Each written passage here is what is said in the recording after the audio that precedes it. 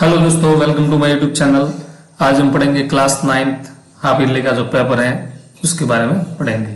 तो class 9th का जो हाफ ईयरली का पेपर है, राजस्थान के अंदर समान परीक्षा आयोजित की जाती है, उसका जो पेपर है उसका सॉल्यूशन मैं आपको इस वीडियो के माध्यम से बताऊंगा।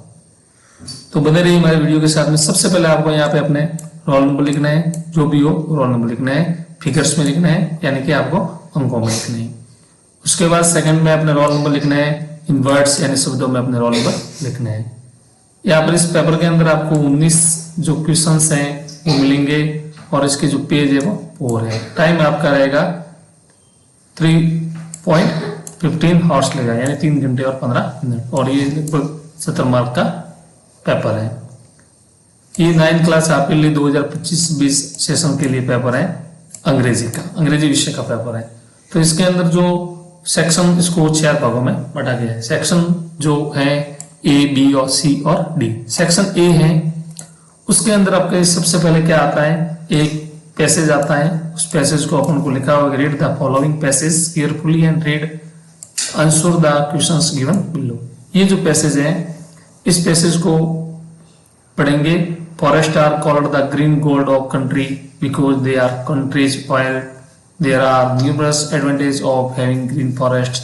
They give us rain, present foods, and give us a number of valuable products.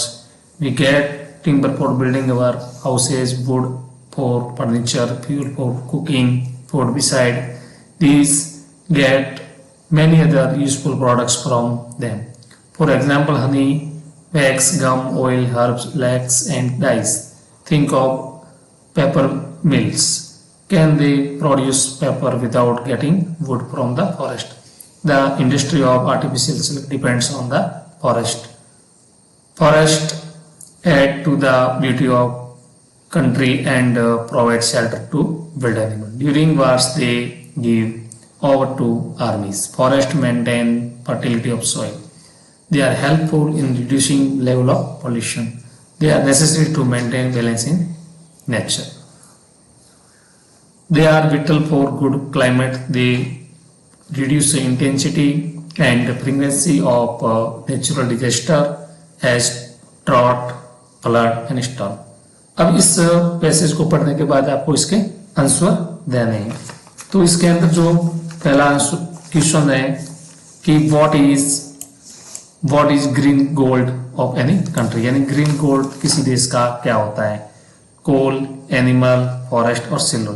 तो इसके अंदर जो ऑप्शन सी है, फॉरेस्ट है, वो किसी देश का है, वो ग्रीन गोल्ड होता है, यानी कि उसका जंगल वगैरह होते हैं, हरियाली वगैरह होती है, वो होता है। सेकंड जो क्वेश्चन है, the industry of artificial silk depend on. तो forest, weaves, armies and animals. तो इसके अंदर जो ऑप्शन है बी, वीव्स, वो होगा। फिर question third, what is the use of timber. Timber का क्या यूज है। Cooking food, weapons, building houses, making gifts. तो इसके अंदर है वो बिल्डिंग हाउसेज, ऑप्शन सी होगा।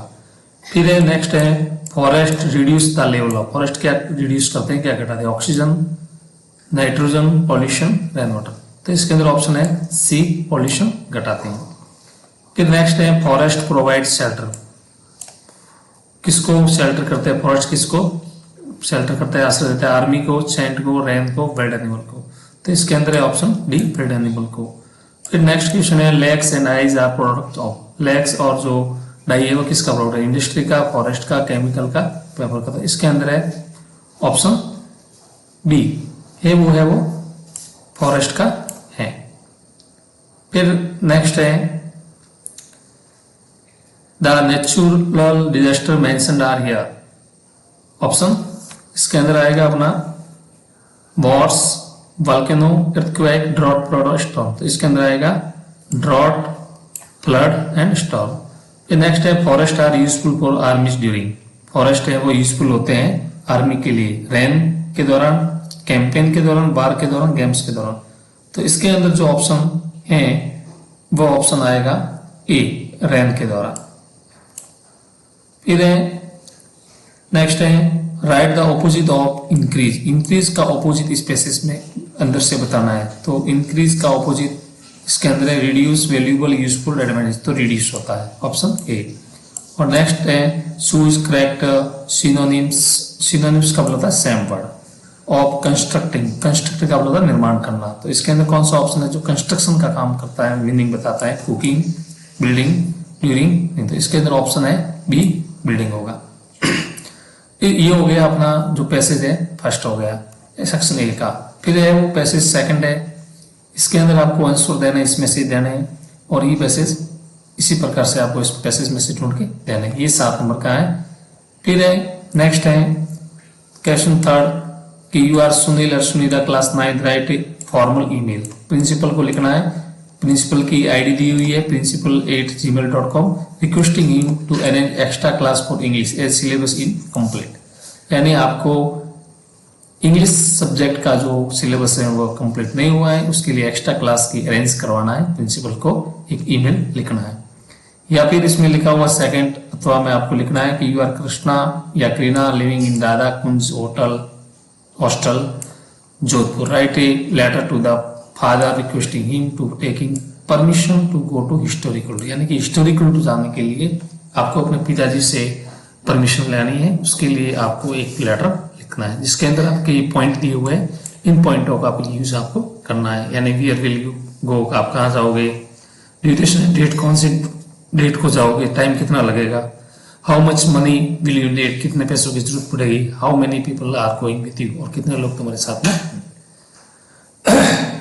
नेक्स्ट है क्वेश्चन 4 यू आर वियान और Vinita class 9 during English and attend remedial classes और asked speech to deliver speech on importance of remedial classes. यानी कि रेमेडियल क्लासेस यानी कि जो एक्स्ट्रा क्लासेस आपके उपचारात्मक शिक्षण होता है उसके संबंधित आपको 18 to 100 वर्ड्स आपको लिखना है और इसमें पॉइंट दिए हुए होंगे वो लिखने हैं कमजोर बच्चों के लिए।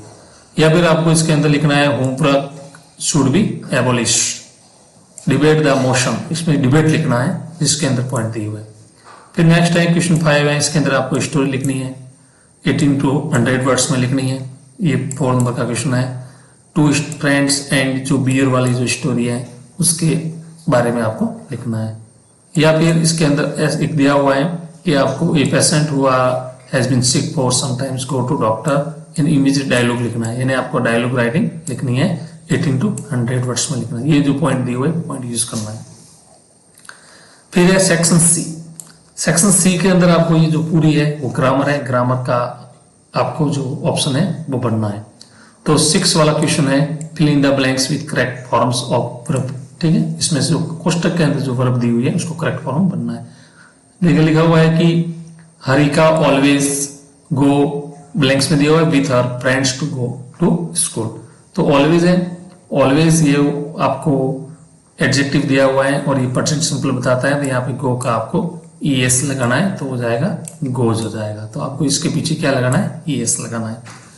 फिर सेकंड है लुक, देखो सीता डांस राइट नाउ, यहाँ पे नाइट नाउ दिया हुआ है, ये करेक्ट फॉर्म है, ये एडजेक्टिव है और नाउ से मालूम पड़ता है कि प्रेजेंट कंटिन्यूअस टेंस है।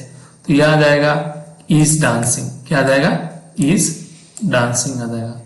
आपको यहाँ पे है वो डांसिंग मीनिंग लिखनी है।